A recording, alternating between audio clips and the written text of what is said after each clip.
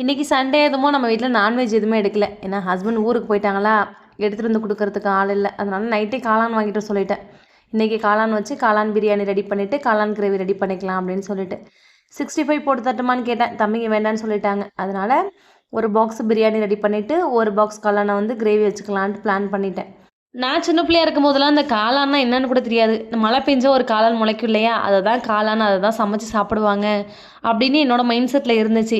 இங்கே வந்ததுக்கப்புறமா தான் நான் காளான்னா என்னன்னே பார்த்தேன். எப்படி வளர்க்கணும் அப்படின்றது எனக்கு தெரிஞ்சிச்சு.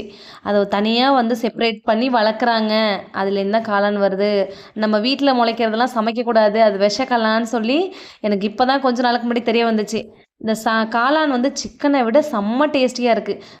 காளானை பிரித்து க்ளீன் பண்ணிகிட்டு இருக்கும்போது 2 காளான் சேர்ந்து ஒட்டிகிட்டே இருந்துச்சு. இதை பார்க்கும்போது எங்கள் அம்மா சொல்லுவாங்க, ரெட்டை வாழைப்பழம் சாப்பிடக்கூடாது, 2 சேர்ந்து ஒட்டி இருந்தால் சாப்பிடக்கூடாது அப்படின்னு சொல்லுவாங்க. அது அப்படியே எனக்கு ஞாபகம் வந்துச்சு. அது உண்மையாக பொய்யான்னு சொல்லி உங்களுக்கு தெரிஞ்சால் மறக்காமல் கமெண்ட்டில் சொல்லுங்கள். பிரியாணி எப்பயும் போல் இன்றைக்கி சூப்பராக வந்துருந்துச்சு. தம்பிங்களுக்காக 2 முட்டை மட்டும் பாயில் பண்ணி தம்பிங்களுக்கு சாப்பாடு ஓட்டிட்டு நான் அப்படியே சாப்பிட்டேன். பிடிச்சிருந்தா லைக் பண்ணுங்கள், மறக்காம நம்ம சேனலை சப்ஸ்கிரைப் பண்ணி சப்போர்ட் பண்ணுங்கள்.